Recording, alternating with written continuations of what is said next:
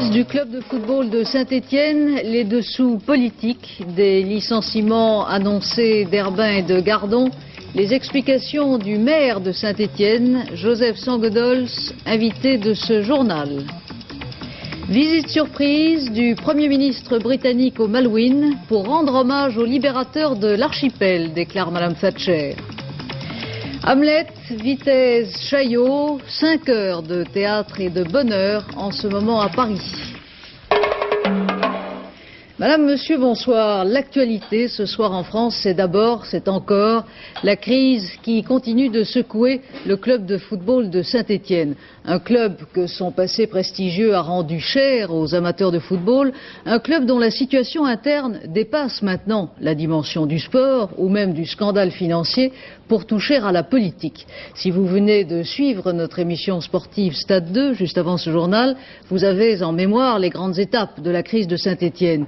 Une crise qui rebondit aujourd'hui avec le démenti officiel du maire de Saint-Étienne, Joseph Sanguedols, qui, contrairement à certaines rumeurs, nie que le limogeage de l'entraîneur Robert Herbin et celui de Bernard Gardon, que nous vous annoncions hier soir, est une dimension politique. Monsieur Sanguedols, merci d'être avec nous du studio de FR3 à Lyon. Vous êtes le maire communiste de Saint-Étienne, on le sait. Vous confirmez bien le licenciement des deux hommes. Vous avez même expliqué le licenciement de Herbin par l'hostilité que lui manifestait le public de Geoffroy Guichard. Mais vous avez une façon un peu particulière de décrire l'histoire et de donner l'information. Je ne reconnais rien. Ni les licenciements, ni le public, ce sont des informations très fantaisistes qui sont données par des agences qui n'ont aucune donnée pour expliquer cette façon de voir les choses. Je veux rappeler qu'il y a un mois, M. Sastre et M. Sadoul sont venus à Saint-Étienne. Ensemble, nous avons convoqué le conseil d'administration pour faire un constat de carence de la direction du club. Personne ne voulait prendre la direction, ni la présidence, parce que le club sombrait dans la faillite. C'était fini. Et la question a été posée, est-ce qu'il faut déposer le bilan ou bien tenter un sauvetage? Et nous avons proposé au conseil d'administration de désigner une petite équipe avec les pleins pouvoirs pour prendre toutes les mesures appropriées et pour sauver le club. Monsieur Brécy a été désigné pour cela. Il prend maintenant des mesures et voilà que tous oublient la situation catastrophique dans laquelle se trouvait et se trouve encore le club pour tenter de faire croire qu'une décision par rapport à Herbin que je ne connais pas, puisque ce n'est pas moi qui décide, mais M. Brécy, je l'ai écouté tout à l'heure à une radio périphérique, il a été clair et précis, et en disant je refuse qu'on vienne impliquer qui que ce soit, M. Brécy parlant, disant moi je suis un patron et je n'accepte de conseils ni de décisions d'où qu'elles viennent. Monsieur Sanguedols, dans une déclaration à l'AFP, cette déclaration de l'AFP dont vous nous parliez au début de l'interview, je vous cite, puisqu'il y a des guillemets, vous dites l'hostilité du public à l'égard d'Herbin nous a convaincus que son départ est nécessaire au redressement du club. Est-ce que vous confirmez ou non cette phrase? C'est l'amalgame et l'art et la manière d'un jeune journaliste qui veut faire parler de lui et qui frise la malhonnêteté. Il est venu me voir. Je l'ai reçu, je dis, Monsieur Brécy tient une conférence de presse demain. Il le dira ce qu'il a à dire. Il me dit, mais dans Saint-Étienne, on dit que M. Herbin, lorsqu'on annonce son nom au stade, il est hué. Je dis, c'est vrai, je vais au stade chaque fois, c'est vrai. Alors, mais qu'on ne me fasse pas dire que j'ai dit que j'ai fait un communiqué. Or, l'amalgame fait qu'il y a des guillemets, il y a des choses qu'on me fait dire, d'autres qu'on ne me fait pas dire, qui aboutit à une confusion extraordinaire. Et je répète, à une malhonnêteté caractérisée. J'ai fait un communiqué à l'AFP hier, j'en ai refait un autre tout à l'heure. Je tiens à confirmer que ma prise de position ne va pas au-delà de ce que j'ai indiqué. Mais je dois encore vous dire que concernant la SSE, le président et le conseil d'administration, dont je ne fais pas partie, sont seuls habilités à prendre des décisions, que je donne ma confiance à ce comité et pour sauver encore ce club s'il est possible de le faire maintenant. Monsieur Sanguedols, s'il n'y avait pas de représentant de la municipalité au dernier comité directeur de l'AS Saint-Étienne, comment vous l'expliquez?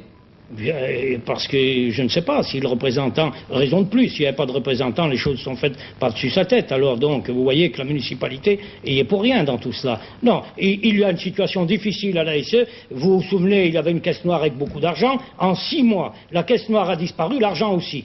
alors vous admettrez que c'est pas normal et que maintenant un club qui était riche est un des plus pauvres de France. Mais il y a néanmoins des situations à l'intérieur tellement incorrectes qu'il faut rectifier, qu'il faut régler. Le président a été mandaté par le conseil d'administration pour le faire. Je pense qu'il prend des décisions et qu'il faut le laisser travailler. Autrement, le club, bon, d'une part, les résultats sont là, il est en bas de classement. Ce club vivait sur un grand pied parce qu'il y avait beaucoup de spectateurs, une publicité importante, une moyenne de 18 000 spectateurs par match, et maintenant la moyenne est tombée à moins de 10 000. Alors comment voulez-vous que le club vive dans les mêmes conditions qu'auparavant? Le président, avec courage, et je le remercie d'avoir pris cette responsabilité que tous les membres du conseil d'administration ont refusé.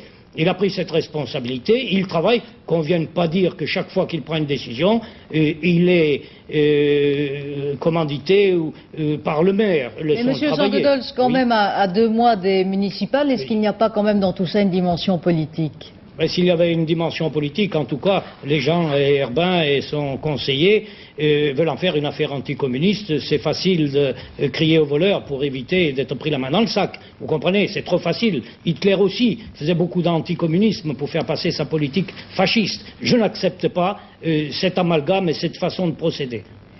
Monsieur Sangodols, merci. Les municipales, parlons-en, puisque Saint-Étienne est l'une des villes symboles de l'accord au sommet PSPC pour constituer des listes uniques. Un accord qui, à la base, soulève des difficultés. Ainsi, à Saint-Étienne même, Monsieur Sangodols conduira à nouveau la liste, mais il n'y a toujours pas d'accord sur la désignation du premier adjoint.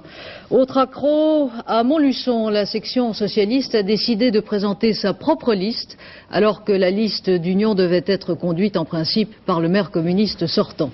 Compromis au sein même du Parti socialiste à Nevers, le maire sortant Daniel Benoît, depuis peu secrétaire d'État chargé des personnes âgées, conduira la liste d'union de la gauche devant M. Bérégovoy, le ministre des Affaires sociales et de la Solidarité. S'il est réélu, il cédera la place à M. Bérégovoy dans un délai de quelques mois pour lui permettre de se familiariser avec la gestion de la ville. Du côté de l'opposition, à Nevers toujours, le RPR a accepté de faire partie de la liste que conduira l'UDF Hervé de Charette. Municipales encore, avec les déclarations du premier secrétaire du Parti socialiste, Lionel Jospin, qui était ce soir l'invité du Club de la presse d'Europe 1. Monsieur Jospin a nié que le Parti socialiste ait fait trop de concessions à son allié communiste. Nous avons toujours été pour une stratégie unitaire et nous avons maintenu cette stratégie. Dans quel cas y a-t-il des primaires? Lorsque le Parti socialiste a décidé que dans un certain nombre de villes où le maire sortant était pourtant communiste, l'évolution du suffrage universel depuis 2 ans lui faisait penser qu'il était raisonnable de revendiquer la tête de liste. Il ne s'agit de primaires que dans des villes où le maire sortant était communiste. Il n'y a aucune primaire dans des villes où le maire sortant était socialiste. Nous n'avons donc pas fait de concession au Parti communiste pour ce qui concerne les villes dirigées par les socialistes. Nous avons simplement limité, mesuré, apprécié raisonnablement les ambitions légitimes que nous formulions dans des villes où le maire sortant était communiste. Voilà les raisons de notre attitude. Quant aux villes qui ont été prononcées, vous dites 30, vous dites moins de 10. Moi, je constaterai, je suis le premier secrétaire du Parti socialiste, que vous ne trouverez aucune déclaration de moi, aucun texte écrit dans lequel j'ai prononcé un nombre de villes ou une liste de villes. Nous avons négocié pendant plusieurs mois avec nos partenaires communistes et avec d'autres, et personnellement, je n'ai jamais évoqué le nom de ville quelconque. Une estimation quand même à retenir dans la bouche de M. Jospin. Si la gauche perdait 10 ou 15 villes au municipal, ce serait normal, a-t-il dit. Des munitions pour la bataille électorale de Paris, des munitions qui seront bien sûr utilisées par les 2 camps de façon contradictoire. Jacques Chirac doit présenter demain le bilan de sa gestion de la capitale. Demain aussi, conférence de presse du candidat socialiste à la mairie. Le terrain sur lequel Paul Quillès va chercher sans doute à engager le fer avec l'équipe en place.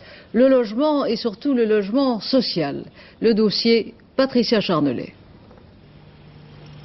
La meilleure défense, c'est l'attaque. C'est donc la tactique choisie par Jacques Chirac pour présenter son bilan en matière de logement social.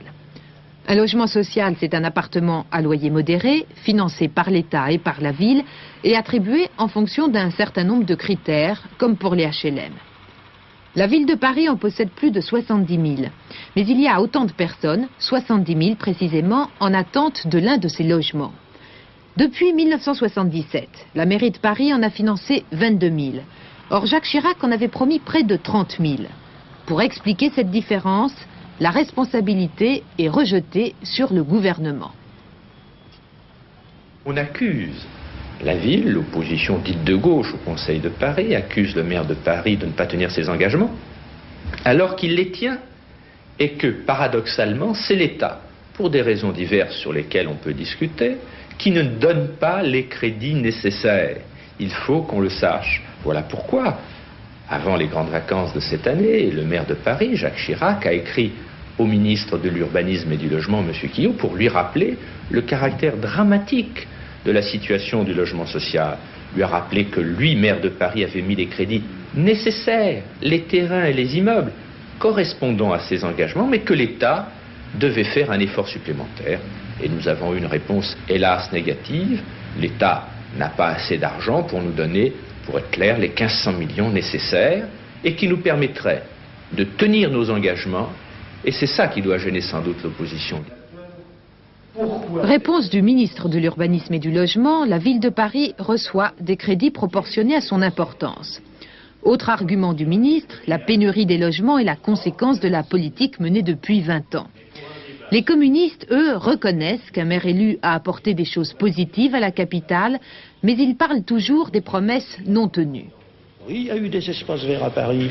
Oui, pour les personnes âgées, des choses pour lesquelles nous avions lutté ont été faites. Oui, certains groupes ont été réalisés. Mais je constate qu'au total, on a fait à Paris en moyenne 2500 logements sociaux par an. Monsieur Chirac en avait promis 5000 et nous avions dit qu'on aurait pu en faire 10. En réalité, les élus de gauche parisiens pensent que l'intérêt politique du maire n'est pas de financer plus de logements sociaux. Les bénéficiaires étant le plus souvent, selon eux, des électeurs de gauche. À noter qu'ils offrent là un argument à Jacques Chirac pour dire que les appartements ne sont pas accordés en fonction des opinions politiques. Paul Quillès, lui, reproche au maire de faire un faux procès au gouvernement. Les sommes mises à la disposition de la ville de Paris par le gouvernement sont de même nature qu'auparavant et elles ont augmenté même plus qu'auparavant. Mais M. Chirac, pour des raisons politiques, parce qu'il n'est pas seulement maire de Paris, il est un des leaders de l'opposition, a choisi ce cheval de bataille et accuse le gouvernement de ne pas lui donner assez pour construire des logements à Paris. Quand vous regardez les chiffres avec honnêteté et avec objectivité, vous vous apercevez que cela n'est pas exact et que pire, lui-même n'est pas capable d'utiliser tous les crédits mis à la disposition par le gouvernement pour construire des logements. Et les Parisiens, au-delà de cette bataille de chiffres, ils se demandent quelles sont leurs chances d'acquérir l'un de ces logements sociaux. Distribués aux 2/3 par la ville et à 1/3 par la préfecture, ils font l'objet de convoitises multiples. Par exemple, dans ce nouveau quartier du 15e arrondissement, réalisé grâce à une opération d'urbanisme conduite par la ville. Une opération modèle puisque les immeubles voisinent avec des commerces et des équipements publics. Un exemple, pour un 6 pièces, 120 mètres carrés, une famille de 4 enfants paye 3 000 francs par mois, toutes charges comprises. J'ai demandé de faire un échange, j'avais un 5 pièces, j'ai demandé de pouvoir grandir et j'ai eu vraiment beaucoup de chance et j'ai eu un 6 pièces. Bon, mais est-ce qu'il y a eu des interventions politiques ou autres pour vous aider? Non, pas du tout. Je me suis adressée, après m'ont rempli mon dossier à la mairie, après avoir fait être passé au cardinal Lemoine, avoir fait... Toutes les démarches normales. Toutes les démarches normales, partout, dans tous les organismes possibles. Je me suis adressée sur le conseil d'amis qui m'ont dit, écoute, on sait qu'à la CMA 15, il y a la société d'aménagement du 15e, tu peux peut-être demander d'avoir quelque chose. Et c'est comme ça que j'ai pu l'avoir. Cet exemple est bien sûr trop rare. La pénurie de logements à Paris, leur coût exorbitant, devrait conduire tous les élus à rechercher ensemble des solutions. En attendant la nouvelle équipe municipale, les Parisiens vont assister dans les semaines qui viennent à une querelle politique très dure. 10 700 ouvriers des usines Renault-Flins seront en chômage technique à partir de demain. Ainsi en a décidé la direction après l'échec des négociations menées pendant le week-end avec les syndicats. À l'origine de ce nouveau conflit, une grève à l'atelier de peinture. La mise en chômage technique, qui affecte donc la majorité du personnel de Flins, durera aussi longtemps qu'un compromis ne sera pas trouvé. Passons maintenant au chapitre étranger et d'abord le fait du jour. Maggie a débarqué au Malouines. C'est le titre de la presse britannique et aussi argentine de ce dimanche. C'est dans le plus grand secret et dans un dispositif draconien de sécurité que le Premier ministre britannique, Madame Thatcher, est en effet arrivé ce matin à Port Stanley, la petite capitale de cet archipel du bout du monde que les troupes britanniques ont repris en juin dernier à l'Argentine qui l'avait envahi. Un geste de provocation et d'orgueil, déclare le gouvernement argentin à propos de cette visite, un hommage aux libérateurs de l'archipel, selon Madame Thatcher. Bernard Rapp et Philippe Pour une surprise, c'est bien une surprise car personne ne s'attendait ici à cette visite qui aura donc été gardée secrète jusqu'à la toute dernière minute. Cela pour des raisons évidentes de sécurité. C'est donc au terme d'un voyage de 23 heures, effectué parfois dans des conditions très difficiles, que Margaret Thatcher, apparemment fatiguée, est arrivée dans la capitale des Malouines, Port Stanley. Son avion avait été auparavant escorté par 2 chasseurs bombardiers fantômes. C'est ici, à Port Stanley, que s'est déroulée, il y a 7 mois maintenant, la bataille finale pour la reconquête de l'archipel. Dès la nouvelle de l'arrivée de Madame Thatcher, les habitants de la ville se sont précipités sur la route de l'aéroport pour l'accueillir. Un accueil chaleureux où la surprise le disputait le plus souvent à l'émotion, les 900 habitants de Port Stanley n'en croyant apparemment pas leurs yeux. Des mesures de sécurité extrêmement sévères ont bien sûr été mises en place pour assurer la sécurité du Premier ministre. Des troupes ont ainsi été amenées en renfort dans la capitale.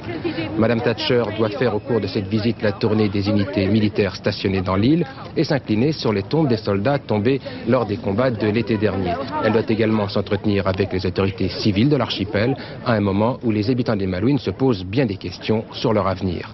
Un dialogue qui a débuté dès son arrivée. Reste que ce voyage ne va pas sans poser de problèmes, d'abord sur le plan international où cette visite ne manquera pas d'être interprétée comme une provocation dans certains pays d'Amérique latine ou même à Washington. Problème aussi en Grande-Bretagne où certains députés de l'opposition travailliste dénoncent ce qu'ils qualifient de manœuvre électorale. Réponse de Margaret Thatcher, il aurait été étrange, vraiment très étrange, que je ne vienne pas aux Malouines. Ce petit port tranquille, c'est Port Stanley, la capitale des Malouines, à l'heure de la paix britannique, telle que l'a survolée Margaret Thatcher. C'est l'été dans l'hémisphère sud, les navires de pêche et les baleiniers sont plus nombreux que les bateaux de guerre, mais il reste encore ici croiseurs et porte-avions afin d'empêcher une nouvelle attaque de l'Argentine. Pourtant, à Port Stanley, on ne meurt plus de la guerre, mais de ses conséquences, le déminage, pour lequel les Anglais ne possèdent aucun plan, fait chaque jour des victimes. Il reste encore plus de 6000 soldats britanniques aux Malouines, alors qu'ils n'étaient que 80 quand les Argentins ont débarqué au printemps dernier. Cela coûte plus de 500 millions de francs par mois aux contribuables britanniques, qui en a déjà dépensé 11 milliards pour cette guerre du bout du monde et perdu dans ces mers du Sud 255 soldats. Mais les Anglais s'affirment à présent invincibles. Ils ont rallongé de 500 mètres la piste de Port Stanley, permettant l'atterrissage des F-5. Et faisant des Malouines une véritable forteresse britannique dans l'Atlantique Sud. En Israël, les autorités ont réagi avec vigueur et inquiétude à cet attentat à la grenade qui a eu lieu hier à Tel Aviv. 2 grenades ont été lancées contre un autobus faisant une dizaine de blessés légers grâce à la présence d'esprit du conducteur qui a fait évacuer les passagers. 86 Arabes israéliens ont été arrêtés dans la nuit à la suite de cet attentat signé, selon la police, par une organisation palestinienne puisque les grenades étaient de fabrication soviétique. C'est la première fois que les auteurs de l'attentat ont attaqué au cœur même de la métropole israélienne, alors que jusqu'ici, il s'agissait toujours, dans les attentats précédents, de charges explosives déposées sur les lieux. L'attentat a été évoqué ce matin lors du Conseil des ministres israéliens qui l'a lié aux négociations en cours avec le Liban. Une 5e séance doit réunir demain à Chaldée, au sud de Beyrouth, les délégations israéliennes, libanaises et aussi américaines qui pèsent de tout son poids pour débloquer les pourparlers. Au nord du Liban, à Tripoli, après les combats de ces 10 derniers jours, la situation a été à peu près calme aujourd'hui. Plus de 12 millions de chômeurs, 10,8% de la population aux États-Unis. Le chômage continue de prendre une ampleur sans précédent depuis la Grande Dépression des années 30. Selon les régions, le chômage frappe particulièrement les jeunes et les Noirs, d'autant plus que le système d'allocation chômage est loin d'être généralisé aux États-Unis. Plus de la moitié des chômeurs ne touchent pas d'indemnité. Et l'on assiste alors à des scènes comme celle qu'Édouard Lord a vue à Chicago. Vendredi matin, la municipalité de Chicago lance 3000 offres d'emploi, entretien des rues et déblaiement de la neige. Je suis complètement désespéré, j'accepterai n'importe quoi. 3000 offres d'emploi, ils sont venus à plus de 20 000, des Noirs, des jeunes. Personne n'avait imaginé qu'ils seraient aussi nombreux depuis 5 heures du matin. Ça fait 3 ans. Et chacun va une fois de plus ce matin-là remplir un formulaire, pour la plupart sans suite. Priorité est donnée aux chefs de famille. C'est vrai ce qu'on nous a dit, mais ce n'est pas juste, ce n'est pas juste. L'attente va se poursuivre dans un stade de Chicago. 17 000 chômeurs vont en ressortir comme ils sont venus. Des scènes qui ne sont pas le seul phénomène de la ville de Chicago et qui deviennent pratiquement quotidiennes dans toutes les grandes cités industrielles des États-Unis. Ici, au ministère du Travail, on se contente de recenser et de sortir chaque mois des chiffres de plus en plus dramatiques. Plus de 12 millions de chômeurs, et ce n'est pas le programme de réfection des autoroutes signé il y a quelques jours par le président Reagan qui changera grand-chose. Les officiels américains ne se font guère d'illusions pour 83. Si le prix à payer pour une relance de l'économie américaine oblige à sacrifier 12 millions de chômeurs, voire même plus, ce sont 130 millions de travailleurs américains qui vont en bénéficier. Prise d'otage dans la prison d'État de New York à Ossining, l'ancienne Sing Sing. 15 gardiens de la section de sécurité maximum de la prison sont aux mains des détenus armés de matraques et de gourdins. Les négociations continuent depuis hier soir, mais les motivations des mutins restent floues. La prison située au nord de New York est l'une des plus surpeuplées des États-Unis. L'histoire a agité nos voisins belges et donne à réfléchir sur la conception que certains ont de l'éducation des enfants, même quand ils en assument la charge. La directrice d'une école publique dans une petite ville flamande a eu en effet l'idée, pour restaurer la discipline dans son école, de confier à quelques élèves entre 12 et 15 ans des pouvoirs très spéciaux sur leurs camarades. Jean-Claude Darigo. Pour ceux qui ne connaissent pas le flamand, voici une carte de police particulière, puisque son détenteur a moins de 14 ans. Ils étaient 5 élèves dans un collège de Belgique à la posséder, cette carte, qui n'était pas légale, bien sûr. Elle leur donnait à l'intérieur de l'établissement le pouvoir de dénoncer leurs petits camarades, de les ficher et éventuellement de leur flanquer des raclées en toute impunité. C'était madame la directrice elle-même qui avait eu cette brillante idée pédagogique, une milice interne avec des capots. Peter, l'un d'entre eux, a trouvé la chose très amusante. Il l'a dit à son père. Pour lui, il veut faire quelque chose que les autres gens ne peuvent pas faire, alors oui, il est un petit peu fier, mais... Oui, bien sûr, c'est un enfant de toute façon. Oui, est-ce qu'il a eu l'occasion de dénoncer déjà des camarades à la directrice, enfin de faire ce travail de policier? Oui, pendant quelques jours, il travaille comme policier et il a dit oui, j'ai déjà donné 2 noms aux directrices. Les parents ne se sont pas émus tout de suite. Le secret a été bien gardé. Puis un jour, la nouvelle s'est ébruitée et ce fut le tollé général. Il y a une de mes enfants qui a un cas comme ça. Moi, je pense que je vais à la police. Il y en a, oui, qui étaient d'accord, mais il y en a d'autres. La plupart n'étaient pas d'accord. En tant qu'enseignant, je trouve une telle chose absolument intolérable. Le principe même de l'instauration d'une police scolaire, en général et en absolu. Et si on pouvait encore formuler des circonstances aggravantes, je dirais que c'est d'autant plus grave que ce sont des jeunes de 12 à 14-15 ans qui subissent encore peut-être plus fortement les désavantages ou les influences néfastes d'une forme d'indoctrination possible. Le ministère de l'Éducation belge a mis le holà, il n'y a plus de cafeteur agréé dans le collège. Quant à madame la directrice qui s'obstine à trouver son idée excellente, elle a porté plainte pour diffamation. Émotion et démenti à Chamonix après la mort dans la même maternité de 3 nouveau-nés en quelques jours. Leur décès n'est pas dû à une maladie virale, contrairement à ce que l'on annonçait hier soir, mais à une septicémie, c'est ce que déclarent les autorités médicales. Les résultats du tiercé qui s'est disputé cet après-midi à Vincennes, sur la ligne d'arrivée dans l'ordre le 6, le 11, hélas. Les rapports pour 5 francs dans l'ordre, d'abord vous le voyez, un peu plus de 10 000 francs, dans un ordre différent, un peu plus de 1 000 francs. Et puis, sans transition, parlons théâtre. Au Palais de Chaillot, à Paris, depuis vendredi dernier, Shakespeare et Vitesse, Hamlet et Richard Fontana, prêtés pour l'occasion par la Comédie Française. 5 heures de vrai bonheur pour les amateurs de théâtre, à commencer par France Roche et Daniel Maillot.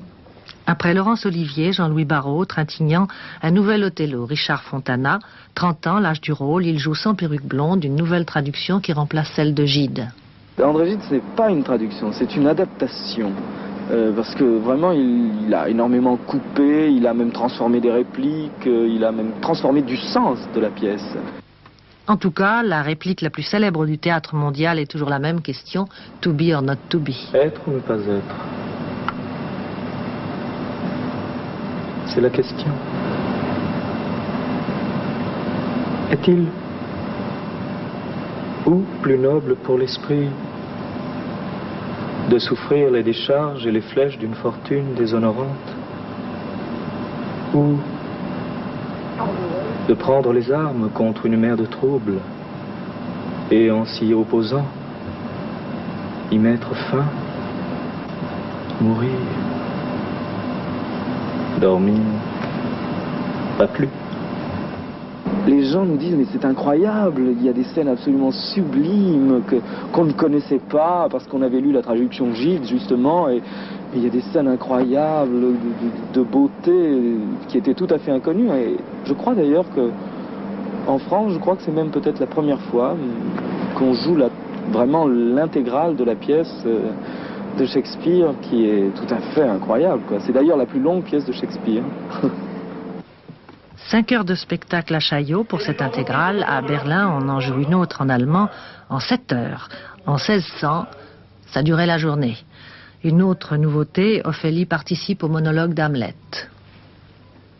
Mais c'est formidable d'ailleurs ça. Ouais, en fait, non, cette découverte en fait que c'est pas un monologue, ah, ouais. En fait c'est écrit avec Ophélie. Il suffisait de lire le texte. Oui. C'est la réflexion qui fait au malheur une si longue vie. Car qui supporterait les fouets et les mépris du temps, le mal de l'oppresseur, l'insolence de l'orgueilleux, les affres de l'amour bafoué? C'est quelqu'un qui a une énergie farouche et qui se cogne contre des murs, qui a une telle grandeur, une telle intelligence, et que tout cela mène à la mort, en fait. Mais à présent, adoucis-toi. Oh!